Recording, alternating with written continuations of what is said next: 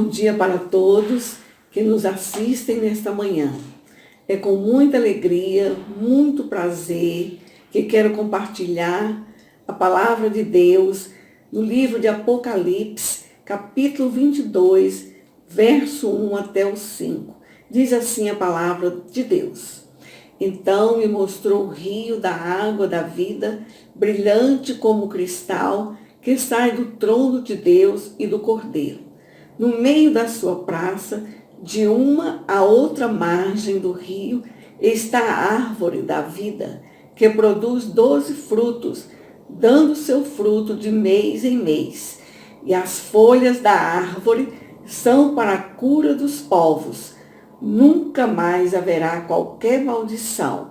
Nela estará o trono de Deus e do Cordeiro. Os seus servos o servirão. Contemplarão a sua face, e na sua fronte está o nome dele. Então já não haverá noite, nem precisam eles de luz de candeia, nem de luz do sol, porque o Senhor Deus brilhará sobre eles e reinarão pelos séculos dos séculos. Graças a Deus, maravilhosa palavra de Deus.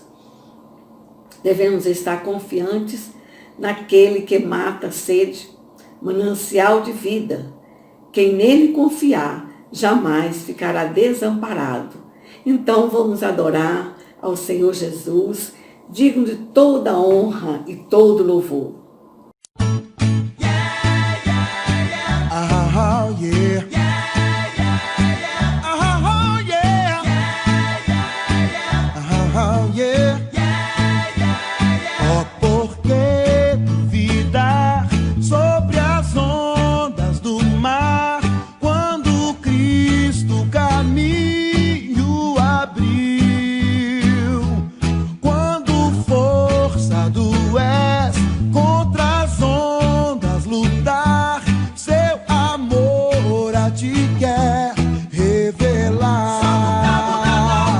Solta o cabo da nau, toma o remo nas mãos e navega com fé em Jesus.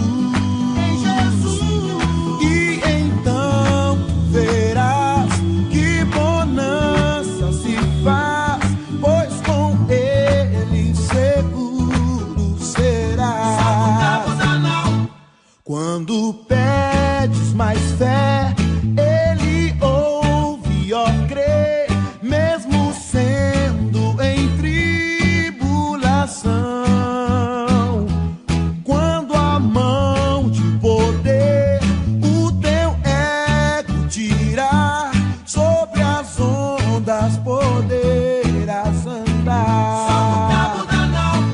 Solta o cabo da nau, toma o remo nas mãos e navega com fé em Jesus.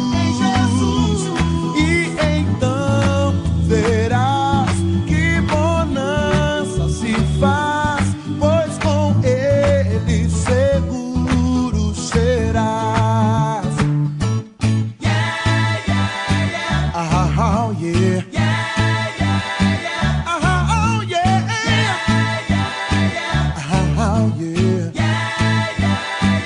Porque duvidar sobre as ondas do mar, quando Cristo caminho abriu,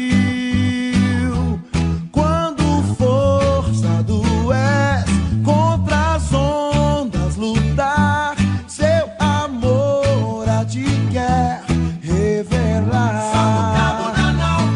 Solta o cabo da nau, toma o remo nas mãos e navega com fé em Jesus. E então verás que bonança se faz, pois com ele seguro serás. Solta o cabo da nau. Solta o cabo da nau, toma o remo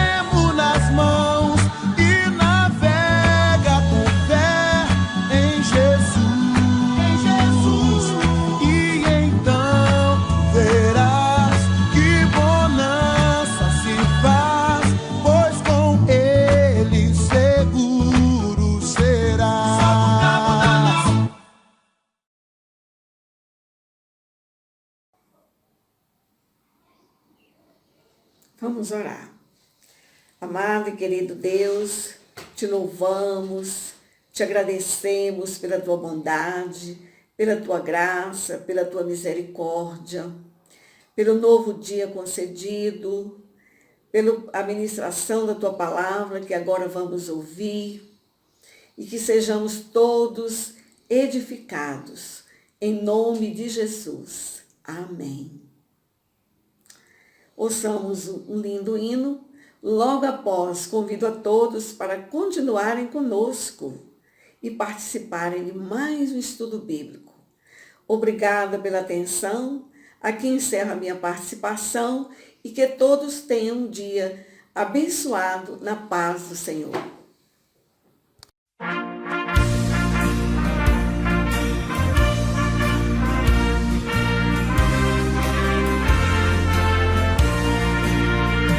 Já refúgio a glória eterna de Jesus, o Rei dos Reis. Breve os reinos deste mundo seguirão as suas leis. Os sinais da sua vinda mais se mostram cada vez. Vencendo, vem Jesus.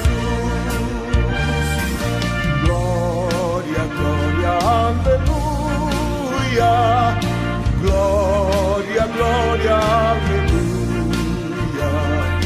Glória, glória, aleluia. Vencendo, vem Jesus. O clarim que chama os crentes, a batalha já soou. Cristo à frente do seu povo, multidões já conquistou. O inimigo em retirada, seu furor já demonstrou. Vencendo, vem Jesus. Glória, glória, aleluia. Glória, glória, aleluia. Glória, glória, aleluia. Vencendo, vem Jesus. Eis que em glória refulgente sobre as nuvens descerá, e as nações, os reis da terra, com poder governará. Com poder e santidade toda a terra regerá. Vencendo, vem Jesus. Glória, glória, aleluia. Glória, glória, aleluia. Glória, glória, aleluia. Vencendo, vem Jesus.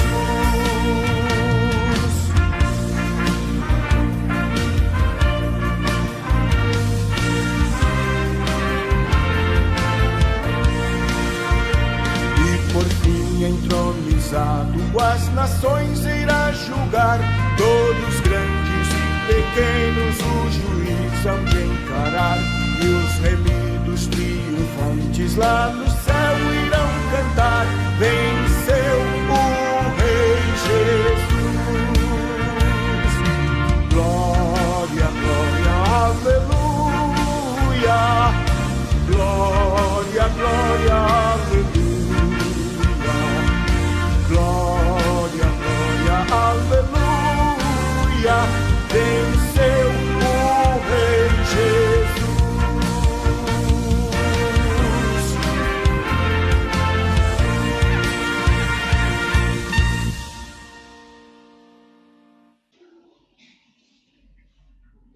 Olá, amados do Senhor, que a graça e a paz do Senhor Jesus Cristo esteja reinando no teu coração.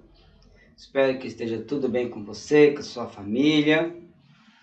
E vamos dar início mais uma vez a um estudo da Escola Bíblica Dominical. Continuamos em 2 Coríntios. Hoje vamos estar meditando no capítulo 8 ao capítulo 13. São bastante capítulos, mas não vamos estudar todos os versículos. Como é bastante extenso, vamos estudar algumas particularidades em cada capítulo. E assim que Deus te abençoe, que Deus fale ao teu coração neste dia. Vamos ler um texto básico, 2 Coríntios 9, do versículo 6 ao versículo 11, diz assim: E isto afirmo, aquele que semeia pouco, pouco também ceifará. E o que semeia com fartura, com abundância também ceifará. Cada um contribua segundo tiver proposto no coração, não com tristeza ou por necessidade, porque Deus ama a quem dá com alegria.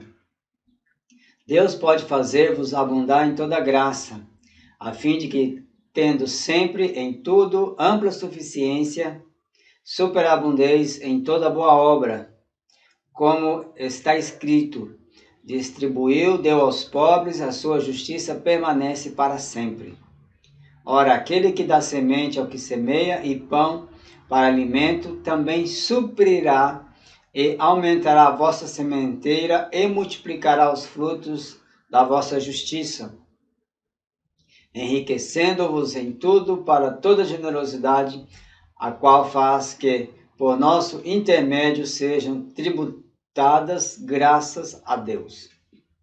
Louvado seja o nome do Senhor. Deus te abençoe, que Deus fale ao teu coração, né, nessa escola dominical, nesta manhã. Oremos. Pai de amor, Deus bendito, Deus santo, nós te louvamos e bendizemos o teu santo e glorioso nome. Fala ao nosso coração, nos ilumine, que tudo o que fizermos seja para a honra e glória do teu nome. Toma o teu povo que nos assiste, os irmãos, as irmãs, os nossos amigos, visitantes e até aqueles que ainda não te conhecem. Fala ao coração deles através da tua santa palavra. Em nome do Senhor Jesus Cristo que oramos e te agradecemos. Amém. Amém. Louvado seja o nome do Senhor. Então não vamos estar enfocando, né, nesse estudo sobre a cidade, sobre, né, os slides de mapa, onde que está, né, Coríntio, Macedônia, né, sobre as pessoas, porque isso já foi bastante explorado pela bacharel Márcia. Então nós vamos nos ater mesmo somente, né, ao texto bíblico, que é riquíssimo, esses capítulos, né, 8, 9, 10, 11, 12 e 13. Bastante rico esses 6 capítulos, e assim nós vamos estudar, né, ver o que Deus tem para falar ao nosso coração nesses textos. Primeiro capítulo 8. Diz a generosidade dos macedônios, que é o sumário, né? Paulo estimula os macedônios a contribuir, a contribuição aceitável a Deus e cuidado de Paulo na administração da oferta. Então Paulo começa dando graças, né, pela generosidade dos macedônios demonstrada em suas ofertas. E Paulo então destaca essa voluntariedade em poder contribuir para ajudar, né, um gesto nobre, né, para a obra de Deus. E Paulo então quer estimular, né, que os coríntios a serem generosos, tendo como o seu colaborador Tito, ajudando ali a recolher as ofertas e levando as ofertas, né, algo tão importante. Aquela pessoa que cuida do dinheiro, como tesoureiro ou tesoureira, alguém que está ministrando, e o pastor à frente e a igreja precisa também tudo ter esse cuidado para que o dinheiro seja bênção, não seja usado para escândalo. Então o apóstolo, né, encerra detalhando como administra a entrega da oferta e o seu cuidado em fazer o que é agradável a Deus e aos homens. Então apenas um resumo do capítulo 8 e aqui alguns versos, né, do capítulo 8, como são bastante, não temos tempo, então vamos estar lendo algumas pequenas partes. 8, versículo 1. Também, irmãos, não vos fazemos conhecer a graça de Deus, vos fazemos conhecer a graça de Deus, conhecida às igrejas da Macedônia. O 6. E o que nos levou a recomendar a Tito, que começou, assim também compete essa graça entre vós, né? Tito, companheiro, né? Grande companheiro de Paulo aqui nesse trabalho. Não vos falo na forma de mandamento, mas para provar pela diligência de outra sinceridade do vosso coração, ser a pessoa sincera.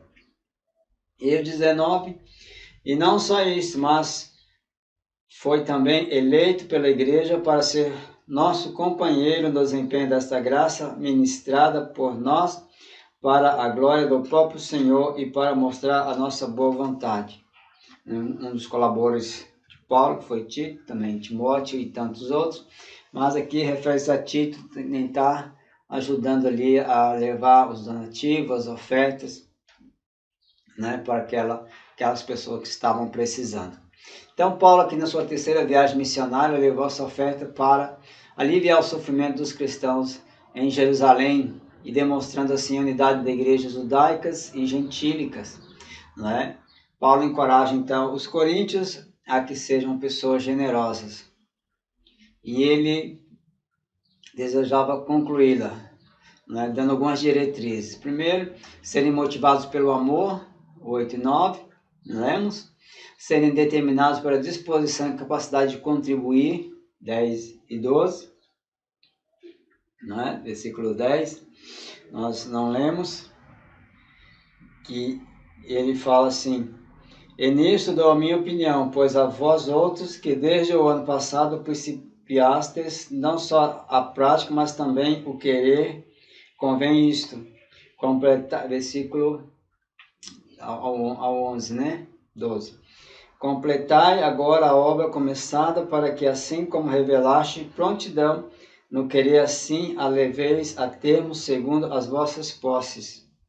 Porque se há boa vontade, será aceita conforme o que o homem tem e não segundo o que ele não tem.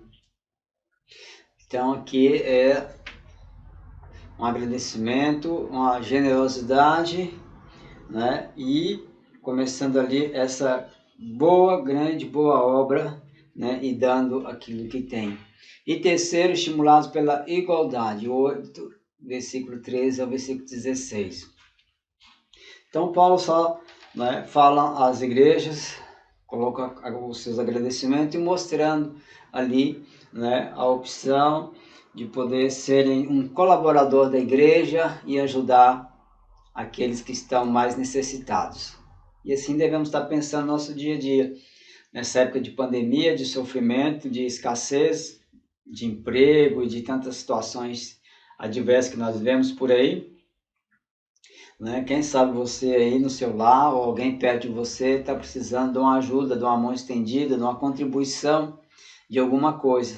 E penso não só financeiramente, mas quem sabe de você ouvir alguém, né? Não fazer aglomeração aí, claro, mas você está ouvindo alguém, quem sabe por telefone ou na janela, escutando de longe, dando conselho, ou ligando, conversando, né? Tantas maneiras de você também estar sendo bênção para outra pessoa. Então aqui no capítulo 9, né, os versículos 1 a 5, recomendações para a coleta da oferta, 6 a 9, sua oferta é sua semente, e de 10 a 15, o que Deus faz com nossas ofertas. Paulo continua estimulando os coríntios a contribuir generosamente com a igreja em Jerusalém, que quando tem necessidade, né, como diz um ditado popular, pão de um dia só não engorda cachorro magro. Então tem hora que pessoas precisam de mais ajudas e mais constante, né? Então precisamos pensar nisso, aqueles que estão à nossa volta, que estão necessitados neste momento de pandemia, nesse momento difícil. Então ele aí estimula, né, aos coríntios, e falando da generosidade deles em contribuir, né, a oferta deles seria oferta de gratidão, uma grande alegria.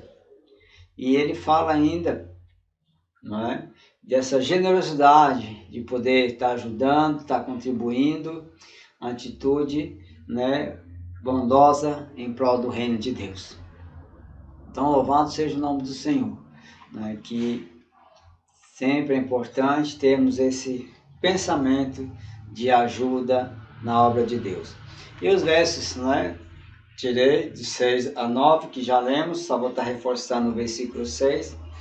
E isto afirma: aquele que semeia pouco pouco também ceifará. E o que semeia com fartura, com abundância também ceifará. Então, né, a lei da semeadura é mencionada repetidas vezes. Se for, pode ir lá em Provérbios 11, 25, 19, 17, Lucas 6, 38, Gálatas 6, versículo 7, que Paulo vai estar sempre falando dessa importância e essa alegria em poder estar em, né, servo de Deus, contribuindo, né, com a obra de Deus. No Gálatas 6, versículo 7, não vos enganeis, de Deus não se zomba, pois aquilo que o homem semear, isso também ceifará. Aí aqui já no caso já não é só finanças, né? Se você semeia amor, se você semeia paz, alegria. Agora se você semeia também a ira, a discórdia, a violência, com certeza também você pode ter isso também de volta para você. Né? Então Paulo fala da lei da semeadura no versículo 6, e Deus é poderoso para multiplicar, para abençoar, né? E essa é a semeadura que com certeza será bênção na vida do servo de Deus. E quando fazemos isso, investimos em Deus, e Deus com certeza não nos deixa passar por necessidade. Deus tem prazer em nos abençoar, né? E ele diz ainda que a oferta generosa não passa, né? Quem oferta não passa necessidade. Em vez disso, o Senhor sustenta aqueles que ofertam para que continuem a fazê-lo. Que bênção, né? A gente saber que é um ato de bondade, de misericórdia e de louvor a Deus aqueles que ofertam. E lá em Mateus 25, 31 a 40, o ato de ofertar traz bênçãos eternas para aqueles que recebem e também para os que contribuem. Aqui então, Jesus vai estar trazendo um exemplo quando se faz, né, aquele que está precisando, aquele que está necessitado, e quando aqueles que estão necessitados também, muitos passam de longe. E um dia o Senhor cobrará de nós porque nós não fizemos nada em prol daquele que está precisando. No versículo 34, né, de Mateus 25, então dirá o rei aos que estiverem à sua direita, vinde bendito de meu Pai, entrai na posse do reino que vos está preparada desde a fundação do mundo. Porque tive fome e me deste de comer, tive sede e deste de beber, era forasteiro e me hospedaste, estava nu e me vestiste, enfermo e me visitastes, preso e foste ver-me. Então perguntarão os justos, Senhor, quando foi que tivemos com fome e te demos de comer, ou com sede te demos de beber? E quando te vimos forasteiro e te hospedamos, ou nu e te vestimos? E quando te vimos enfermo ou preso e fomos visitar? O rei respondendo, lhes dirá, em verdade vos digo que sempre que o fizerdes a um desses meus pequeninos irmãos, a mim o fizestes. Então, com certeza, aquilo que você faz, não pense que Deus não está vendo, que com certeza Deus te abençoará. Abençoará aquele que você está colaborando, aquilo que você está fazendo, e você também terá o retorno de bênção de Deus. Então aqui Paulo vai estar falando então da lei da semeadura, da bênção, de poder ser bênção e poder agradecer, louvar a Deus e também receber de Deus bênção sem medida. Então já no capítulo 10, né, Paulo vai estar falando as armas de Deus, pertencemos a Jesus Cristo, e quem quiser gloriar-se no Senhor, quem quiser glorie-se no Senhor. Paulo então começa falando sobre as armas que tem utilizado na sua luta para pregar o Evangelho de Jesus Cristo.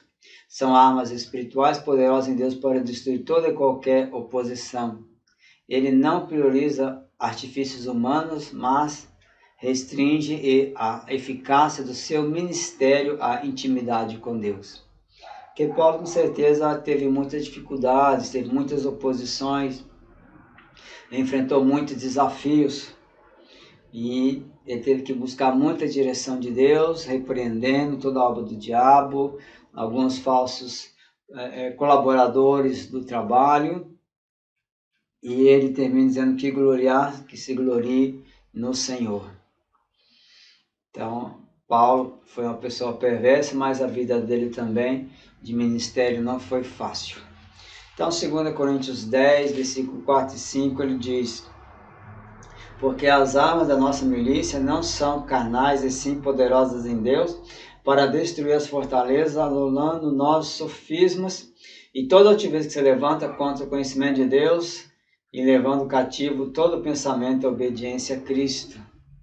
Então, próxima à igreja de Corinto, cerca de 600 metros de altitude, né? No topo havia uma fortaleza. Então, Paulo usa essa imagem para dizer, né, que ele destruía fortalezas, derrubava torres e fazia prisioneiros. Mas isso tudo em nome do Senhor Jesus, não na sua própria força, mas em Deus, derrubando todo tipo de ideologia cativa, obediência a Cristo, todo argumento e toda intenção do coração que antes eram contrários a Deus. A gente vê hoje, nossos dias, né, também muitas ideologias contrárias ao plano de Deus, à família, e que temos que combater, orar e pedir misericórdia a Deus para que não se perpetue na nossa vida e na nossa família todos esses ensinamentos contrários à palavra de Deus.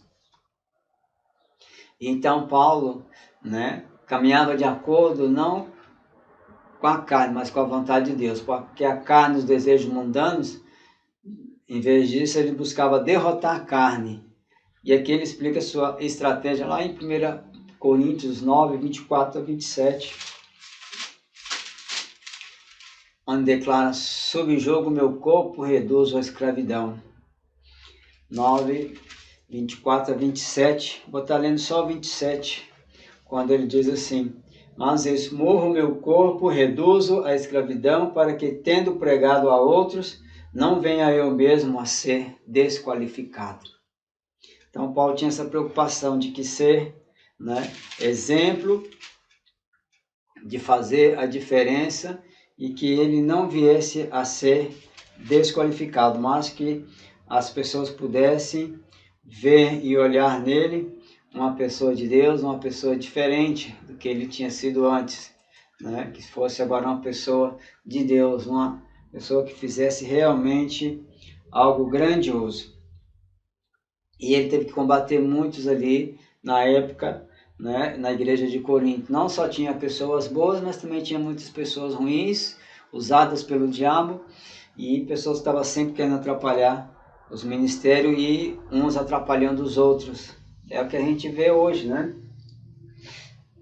Nas igrejas hoje tem pessoas de todo tipo. E pessoas que são ousadas no Senhor e outras que são usadas pelo diabo.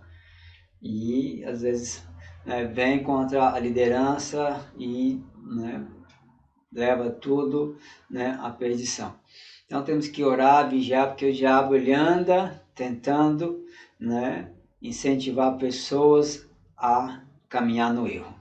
Então, Coríntios capítulo 11, os primeiros versículos: Jesus Cristo e a Virgem pura, os super apóstolos, Satanás e os falsos ministros, as marcas do ministério de Paulo.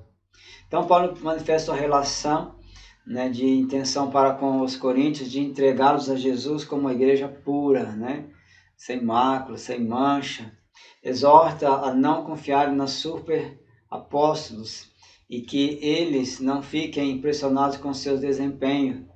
Que Paulo muitas vezes teve disputa com os falsos líderes que se achavam melhores e questionavam Paulo. Então Paulo não vai estar reivindicando ali seu apostolado, vai estar mostrando a eles e indo contra esses falsos líderes, né, que promoviam o engano. E para dar maior força ao seu ministério, Paulo fala sobre as marcas do seu apostolado.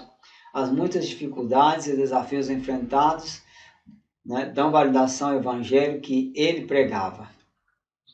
Com certeza, ele foi um grande perseguidor da igreja, mas ele também fez muito em prol da igreja.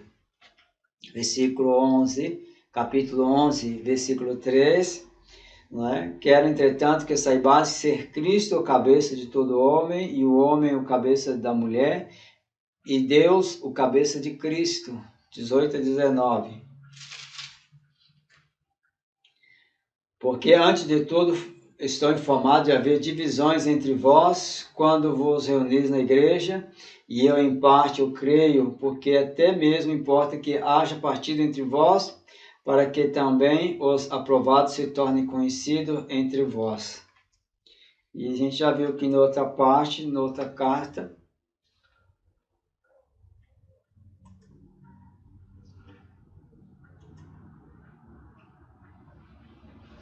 né, havia os partidos, né, um de Paulo, um de apóstolo, um de cada um, né, seguindo um grupo. E aqui, né, em relação a ser, também havia partidos, havia ali, né, questões de que pessoas não estavam observando o exemplo de estar ajudando um ao outro, de estar servindo um ao outro. Então Paulo tinha o receio de que Satanás enganasse os coríntios, corrompendo a mente dele, afastando da simplicidade que há em Cristo. Então Paulo sempre não só demonstrava também, mas exortava os coríntios para que tivessem um coração sincero para Cristo, expressando assim por meio da sua generosidade e exortando, né, a andar, né, na verdade, contra a mentira, né, buscando o amor genuíno pelo Senhor. Como diz, um feito prático seria fazê-los desistir do compromisso de completar um efeito prático, né, para a boa obra, seria, né, que eles pudessem, né, fazer a obra de Deus. Que o diabo sempre tenta contra fazer a obra de Deus, contra, né, as pessoas usarem o que tem para completar a obra de Deus, serem mantenedores, abençoadores com as suas ofertas. O diabo não quer isso, prende a vida das pessoas. E nunca devemos subestimar as estratégias do grande enganador. Devemos manter assim os olhos em Cristo e sua luz que dissipa as trevas. Então precisamos sempre buscar a direção de Deus, para que nós não caímos nas ciladas e armadilhas do inimigo. Porque ele sempre vai tentar, né, desvirtuar, vai tentar enfraquecer e desviar os cristãos da direção certa do Senhor. É que Paulo fala, né? Felizmente os coríntios estavam dando ouvidos a eles, né? Lá no versículo 19 ao versículo 20. E temos que buscar também, como hoje, colocar nossa vida na presença de Deus e não cair nesse lado do inimigo, mas continuar fazendo a obra de Deus. Lá no capítulo 12 de 2 Coríntios, então, estamos já caminhando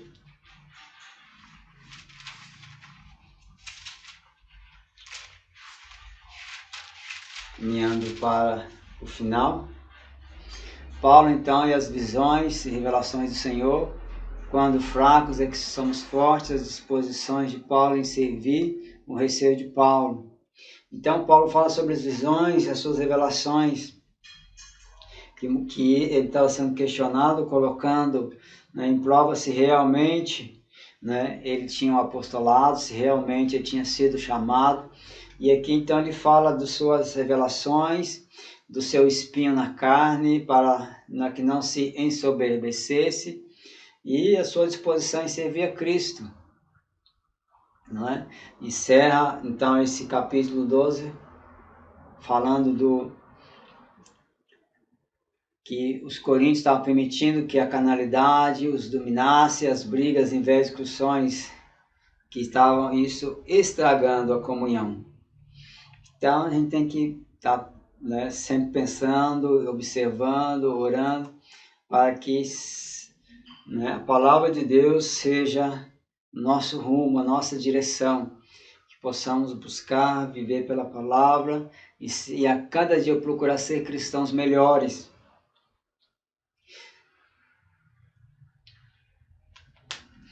Segunda Coríntios 12, 1. Se é necessário que me glorie, ainda que não convém, passarei as visões e revelações do Senhor. Versículo 7. E para que não me ensoberbecesse com as grandezas das revelações, foi-me posto um espinho na carne, mensageiro de Satanás para me esbofetear, a fim de que não me exalte. Então, nos versículos 1 do capítulo 12, né, vai estar falando sobre as suas revelações que teve de Deus, né, e foi muito abençoado, e que, como diz, né, a palavra de Deus, que ele diz que um homem não sabe quem é, mas que chegou ao terceiro céu. Naquela época as pessoas costumavam falar de céu das 3 maneiras. O primeiro seria atmosférico, onde os pássaros voam. O segundo, o cósmico, o espaço ocupado pelo Sol, a Lua e as estrelas. E o terceiro, o celestial, onde Deus habita. E esse espinho, né, uma fepa ou algo pontiagudo colocado na carne, né, e se carne refere-se ao corpo físico ou à natureza pecaminosa, então vai ter 3 questionamentos ou 3 suposições. Que é a primeira, se o termo carne é uma referência ao corpo, então o espinho pode ter sido uma doença, como dor de ouvido, de cabeça, problemas de vistas, né, ou outra doença qualquer que tinha acometido a vida do apóstolo Paulo.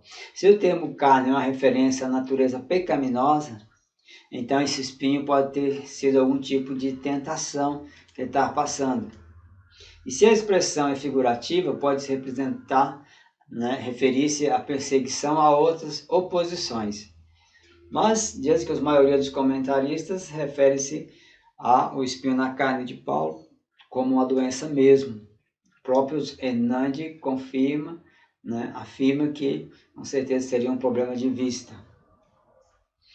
E a gente vê, não sabemos realmente qual era essa enfermidade, mas para repreender e mostrar aos críticos que ele era realmente um chamado de Deus, um apóstolo, ele fala então das suas revelações e agora também fala desse espinho na carne, né? Se você for ver lá, voltando um pouco no capítulo 11, do versículo 24 até o versículo 29, Paulo fala do sofrimento que teve, né?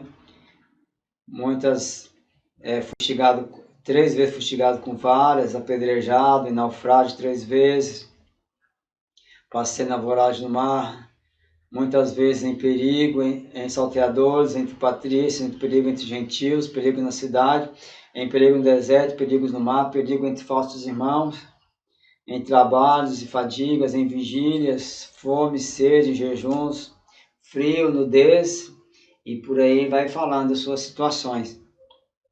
Mas aqui no capítulo 12 ele também fala das suas bênçãos, né, do que ele recebeu, de como ele foi abençoado, mas também ele pagou um preço alto por isso, onde Deus permitiu que ele tivesse esse espinho na carne. E ele vai mostrar e vai falar também das suas credenciais do apóstolo e o desejo de estar indo visitar os coríntios novamente. Depois você lê todo o capítulo 12. Estamos lendo só um pouco, porque senão não vai dar tempo. É muito texto, né? E é muita coisa. Então, vamos fazer assim bem sucinto, bem prático, né? Algumas matérias, e depois você pode pesquisar mais e observar mais. Então, capítulo 13, 2 Coríntios, caminhando para o final, versículo 1 a 6, Jesus Cristo está entre nós, 7 a 10, o poder da verdade, 11 a 14, recomendações finais. Então, Paulo exorta os coríntios a estarem atentos, destacando que Jesus Cristo está entre eles. Ele fala sobre o poderoso princípio da verdade, declara que não podemos nada contra a verdade, apenas a favor dela, a aletheia, né? A verdade de Deus. Ele encerra as recomendações aos irmãos, aconselhando-os a aperfeiçoar o amor e a comunhão uns com os outros. É o que a gente precisa viver e demonstrar ao mundo, né, a nossa comunhão, a nossa unidade na diversidade. que o mundo possa ver Cristo em nós.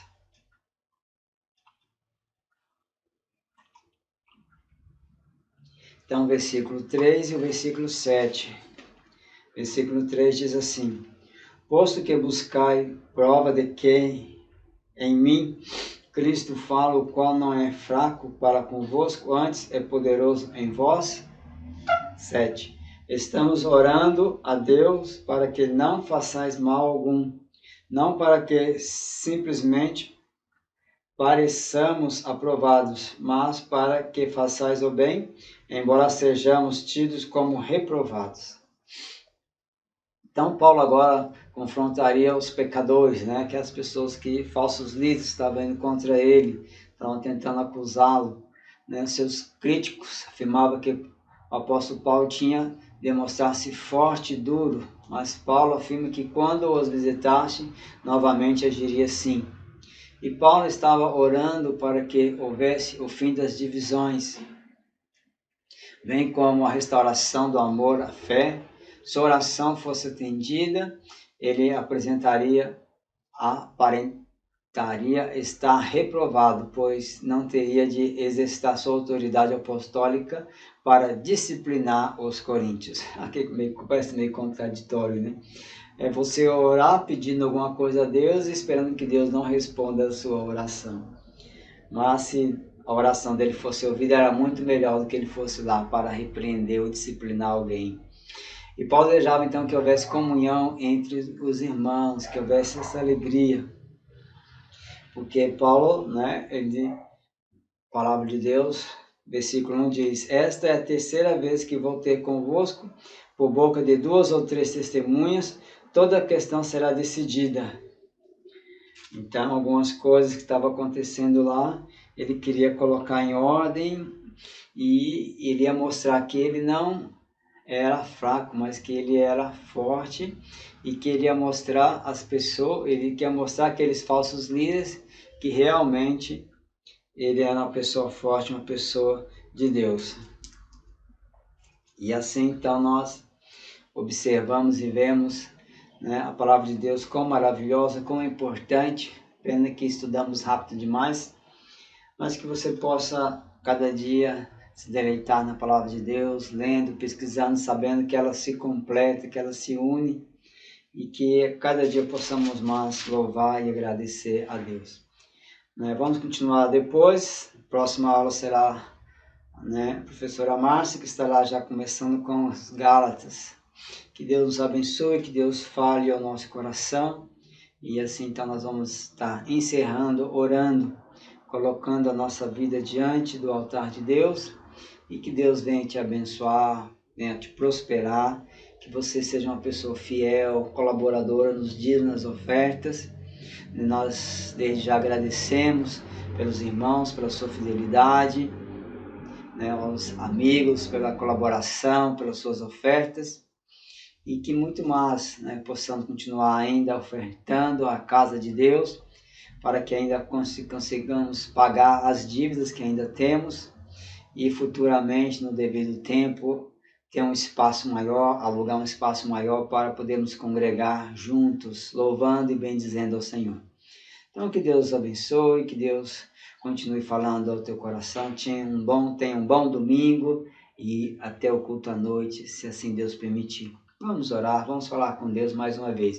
Você está precisando, está passando por necessidade, fale com Deus nesse momento. Pai de amor, Deus bendito, Deus santo, Deus eterno, nesse momento colocamos diante do teu altar este homem, esta mulher que passa por necessidade, por privações, ó Pai, que às vezes está cansado, desesperado, às vezes já não dorme direito, já está entrando, ó Pai, em tantos remédios para ver se consegue se acalmar. Senhor Jesus, passe tuas mãos curadoras sobre essa vida, traga paz a essa família, tira toda a gritaria, todo o nervosismo, ó Pai, toda a falta de entendimento caia por terra. Sara, Senhor, aqueles que estão passando por momentos de dor, de enfermidade, aqueles que estão com Covid, Senhor, esteja sarando, curando, e aqueles enlutados esteja confortando esses corações. Derrama o teu querer, o teu poder, a tua graça e a tua misericórdia. Em nome do Senhor Jesus Cristo que oramos e te agradecemos. Amém e amém. Então, que Deus te abençoe, fique na paz do Senhor e até a noite.